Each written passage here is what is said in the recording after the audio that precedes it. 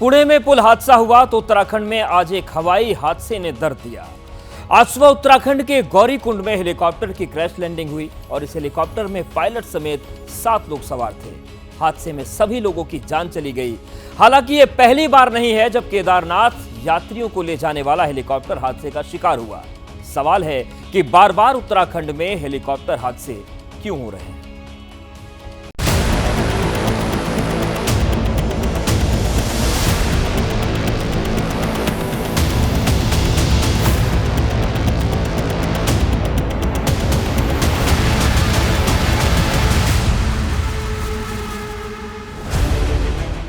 वक्त सुबह के 5:45।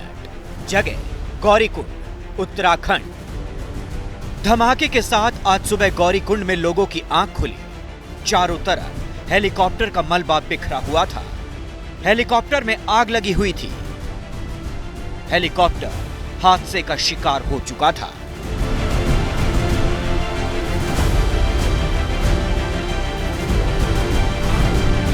आर्यन एविएशन कंपनी के इस हेलीकॉप्टर ने केदारनाथ धाम से उड़ान भरी थी और इसे गुप्त काशी लौटना था, लेकिन बीच रास्ते में ही हेलीकॉप्टर गौरीकुंड के पास जंगल में गिर गया।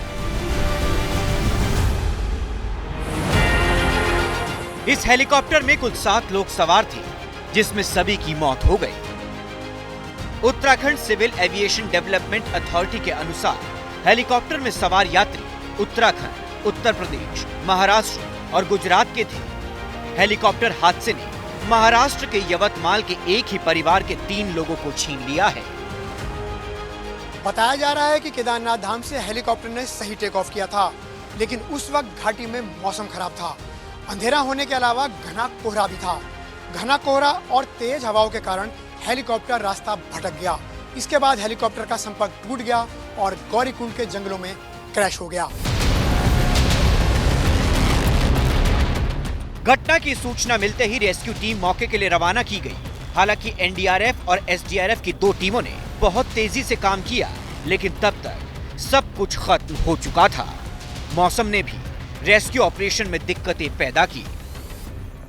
आर्यन एविएशन का हेलीकॉप्टर जो है, जो केदारनाथ जी से चला था, वो लोकेट नहीं हो रहा है और उसके कुछ समय बाद पता चला है कि गौरीकुंड के पास कहीं एक क्रैश की सूचना आई है। डीएनए कलेक्शंस की टीम्स हैं, काफ़ी सारी टीम्स वहाँ पे काम कर रही हैं, क्योंकि वेदर वहाँ पे ऑलरेडी इतना वहाँ पे भारी बारिश हो रही है, तो इससे सर्च ऑपरेशन में भी काफ़ी दिक्कतें आ रही हैं। हमारा जो हेली ऑपरेशंस जो है उसको टेम्परली हमने होल्ड किया है ताकि हमारे रेस्क्यू ऑपरेशंस में चल सके।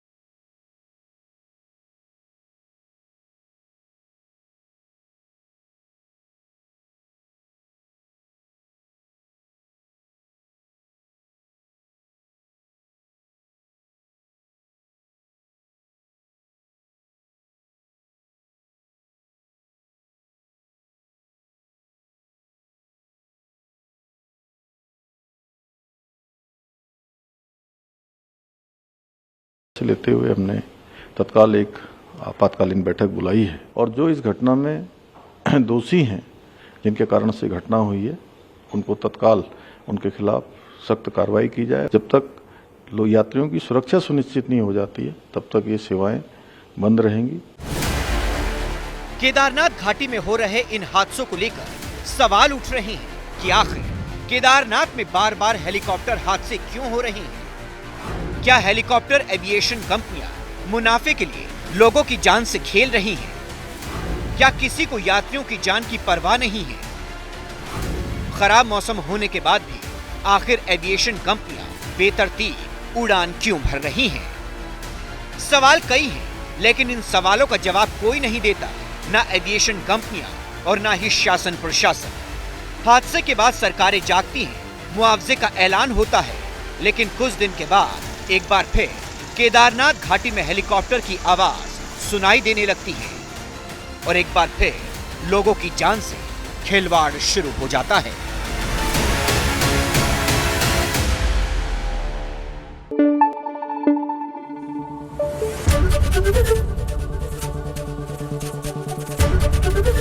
एबीपी न्यूज आपको रखे आगे।